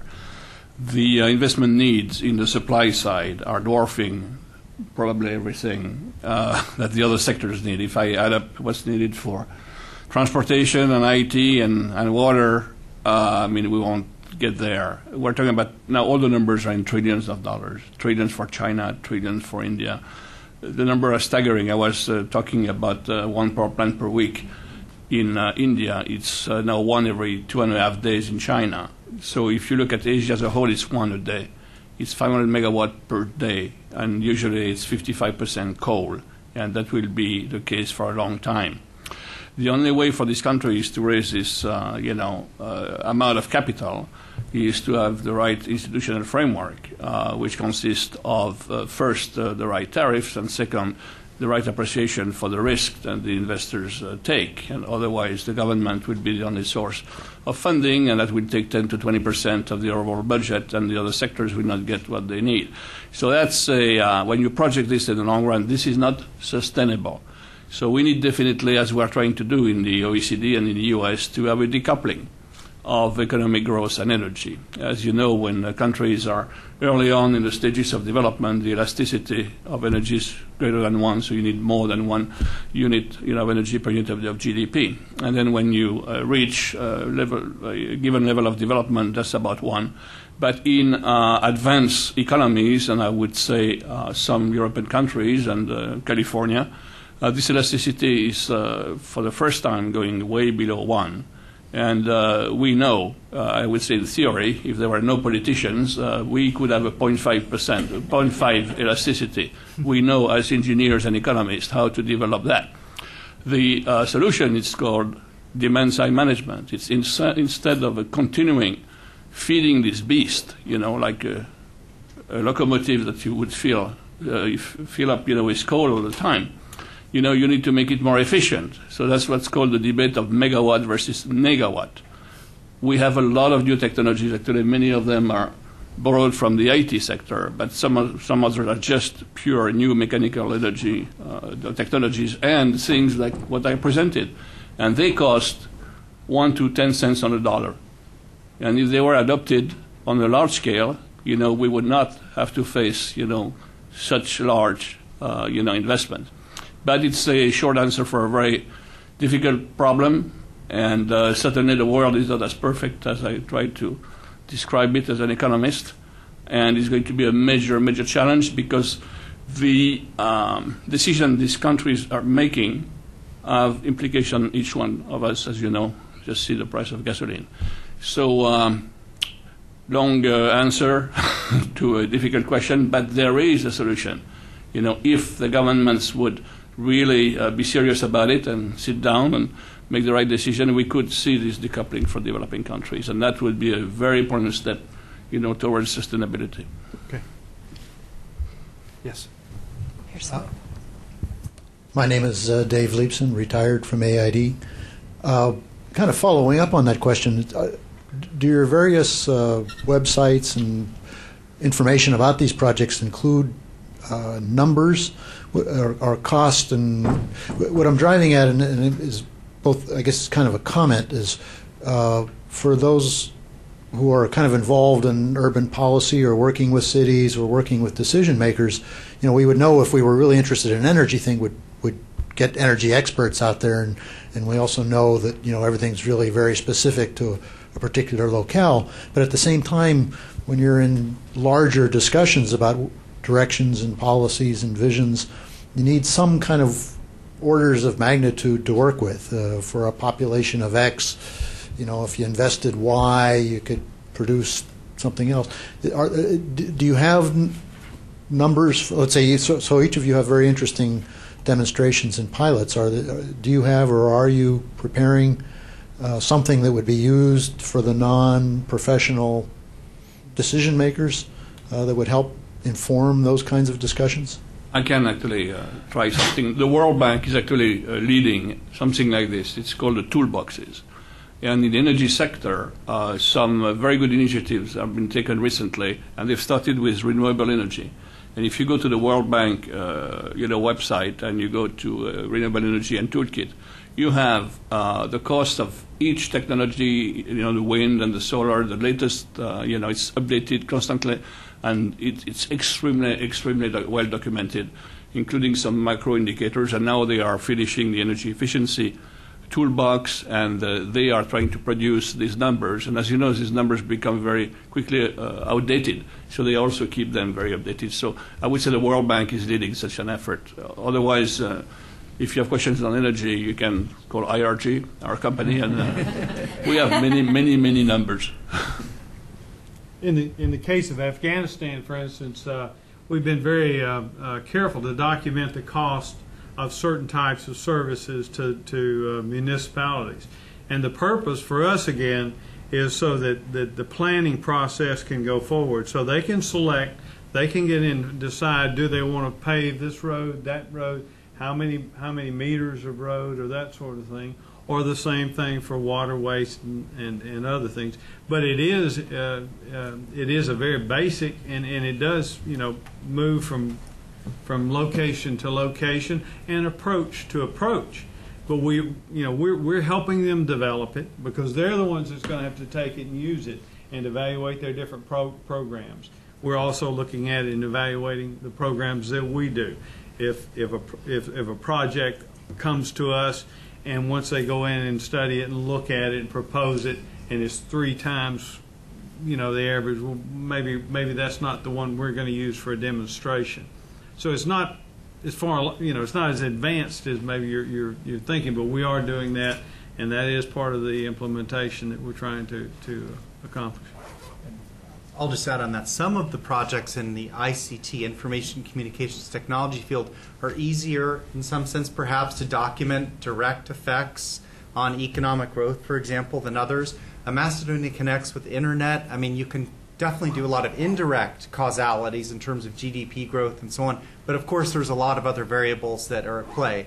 But there are some projects that we do have on our website, for example, another one in Macedonia using industry clusters, where we used advanced technologies and marketing and management to help specific sectors like shoemaking, apparel, and others, where we really were able to document direct economic benefit from the new technologies on saving jobs, creating new jobs, new markets, and so forth. So if you're interested later, I could share some of that with you. And just to add to that, part of the REAL project was actually to conduct the case studies within industry to demonstrate the benefits of water reuse.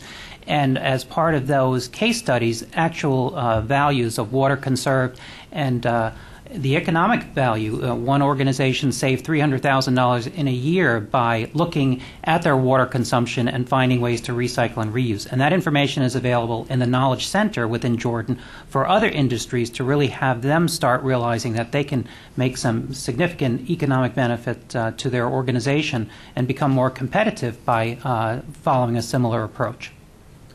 May I ask a question to my neighbor?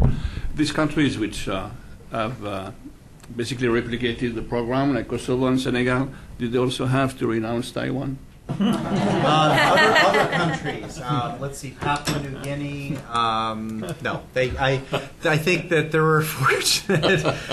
I don't want to get into what type of political deals they may or may not have had to make, but the good thing is that the schools are getting internet.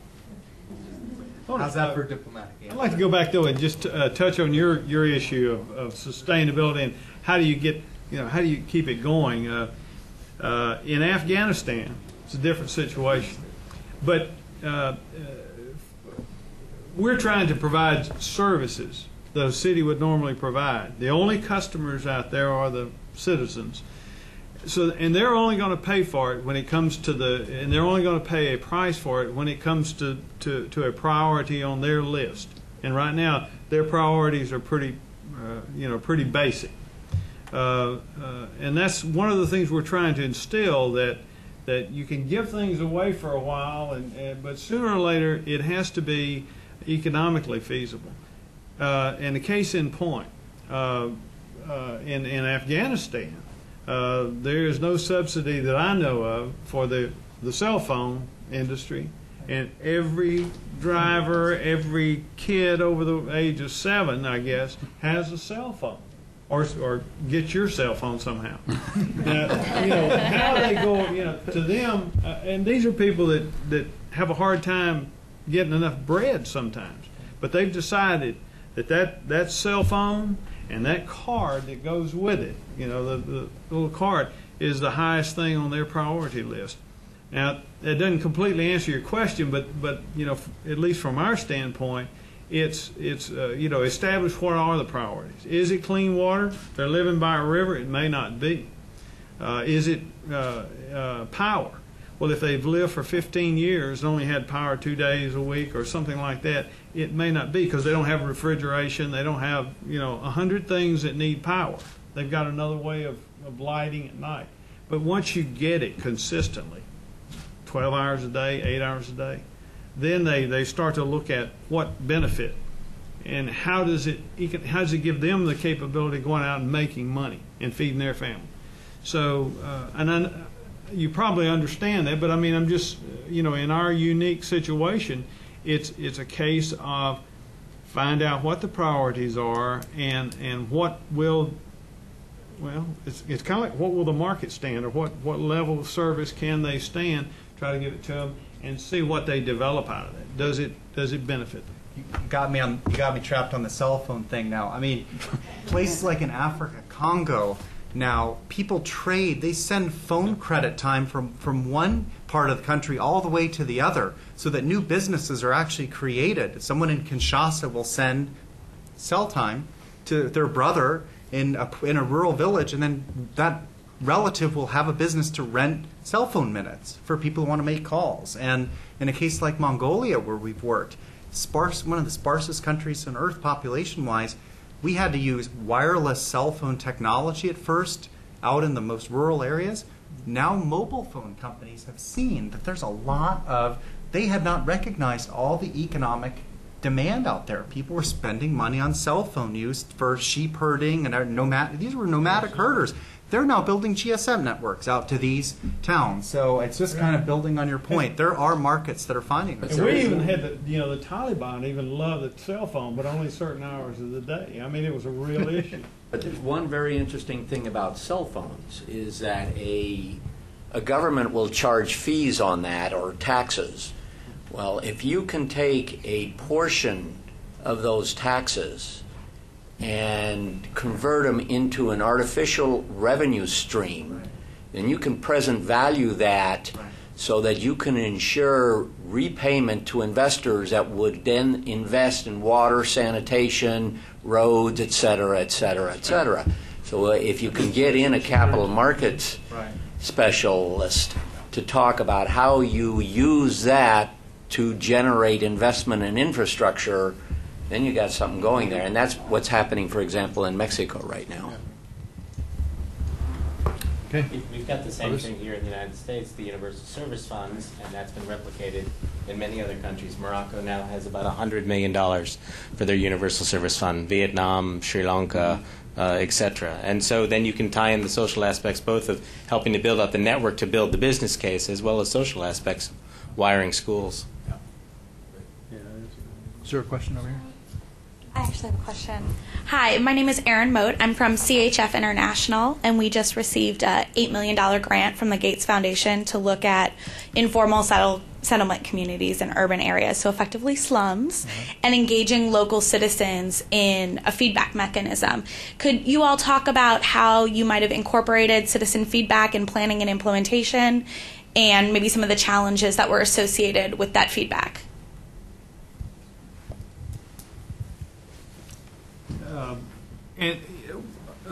Our program was initially established that it had to have feedback from the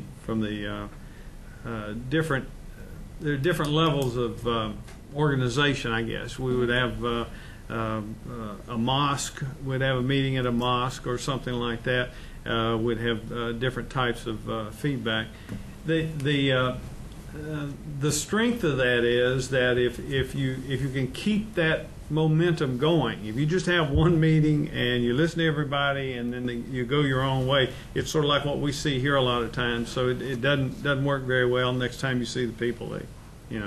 So our experience was that if you're going to invest that time, be sure and continually invest that time. Go back.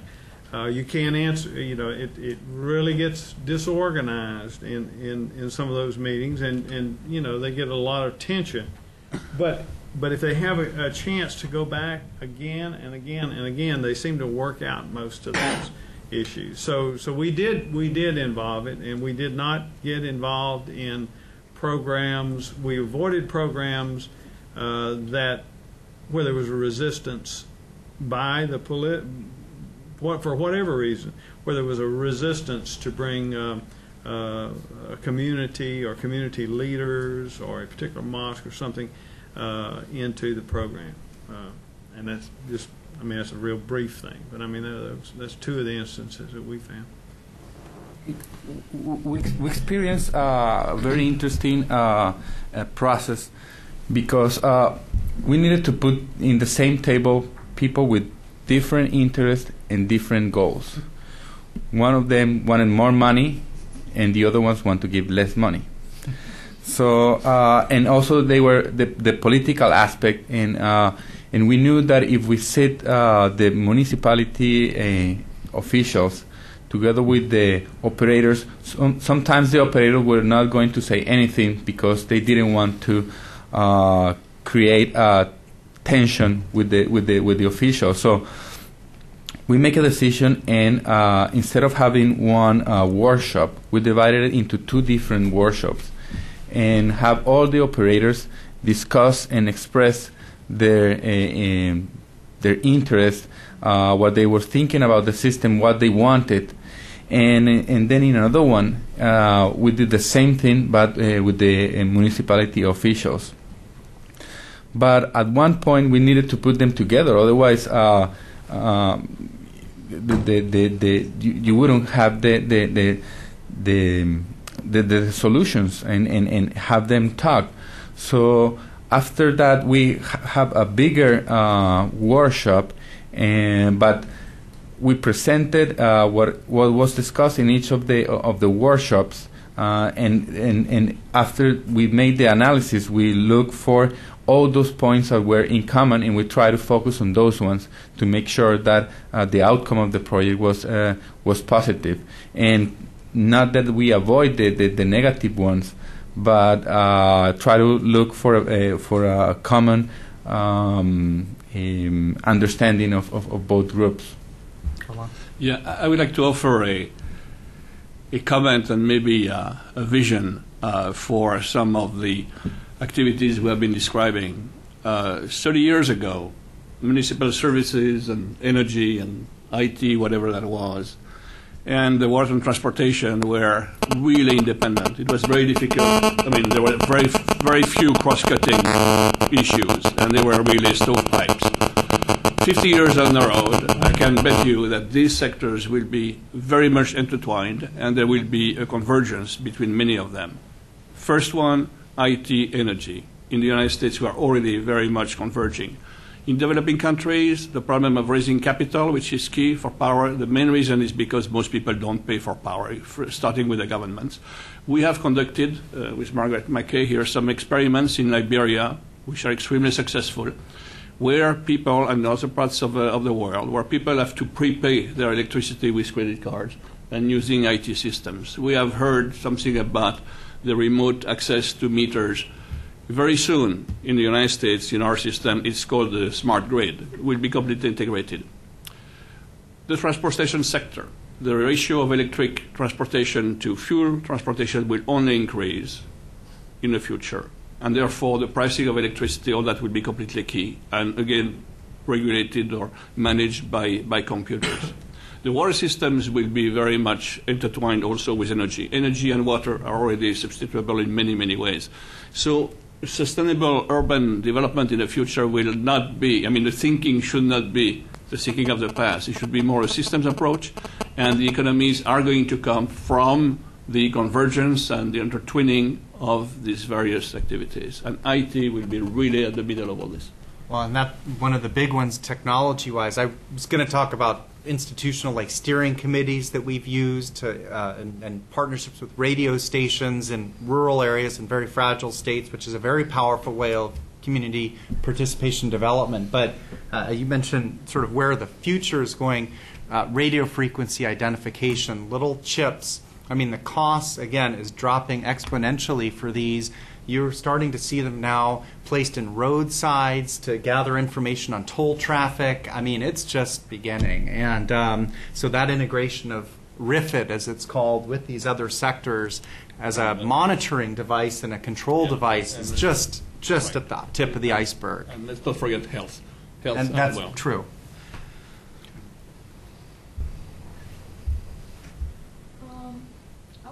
My name is Emilia Istrate. I'm with George Mason University. Hi, my name is Emilia Istrate. I'm with George Mason University. I have a question related with your relationship with government in those projects. As we all know, governments in developing countries many times act different than in countries with much more established institutions. What kind of problems did you encounter in working with local governments, national governments, provincial governments, depending, of course, on your projects and countries? Thank you. No problems whatsoever. Not everybody is Macedonia. I really We don't think have a so. job. Yeah. We don't have a job. Long discussion. For example, the timing of our project was just a year before the election of the new mayor. And although we were trying to focus the analysis on the current situation, we knew that anything that we were going to propose was not going to be done in this period. The mayor is not going to take that risk. So we somehow were thinking about what we wanted to propose for the following mayor. And in that sense, it's going to take a while, probably a couple of months, and but yeah, that was a problem because you don't see ownership of the project because the guy is trying or is concentrated in other type of problems, and they know that it's important that they do this, but they just wanna wait a little bit longer to make sure that the program can be implemented properly. And that gives the longer it takes you to implement the project, probably more problems can arise. So in Jordan, one of the issues we saw with the Ministry of Environment, a regulatory agency, was having them work with industries in a way that would help the industry improve their performance, rather than come in and be a regulator, actually come in and be an advocate. And that was a bit of a shift on both sides, the private industry being concerned about the regulator looking into their operations, and at the same time the regulator trying to support industry in improving their operations. We spent quite a bit of time in workshops discussing roles and responsibilities and how the industry could really move forward by sharing information openly, and the regulators could benefit from that as well. But that was quite a difficult issue to discuss. And one of the things that we did was we put together a program, an awards program, that would recognize industry that actually had demonstrated that they were able to conserve water, and that the regulatory agency, the Ministry of Environment, is now issuing an annual award to industries based on that. So in this case, you've got a regulator that's actually turning around and recognizing someone for doing something good, and that has turned out to be a very beneficial part of the program.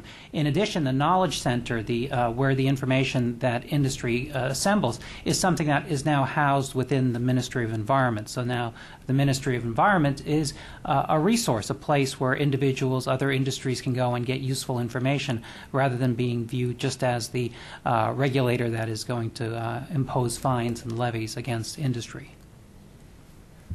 Two of some of the many things that we've encountered. One is in the regulatory side, regulators can't keep up with technology changes because they're happening so fast. So oftentimes regulators will put in laws that are very technology fixed, like we will just do this mobile phone on this frequency, when in 6 months from then it's outdated, it's outmoded. So often trying to persuade regulators to take a more technology neutral approach and to focus on sort of benefits and applications as opposed to specific technologies is tough.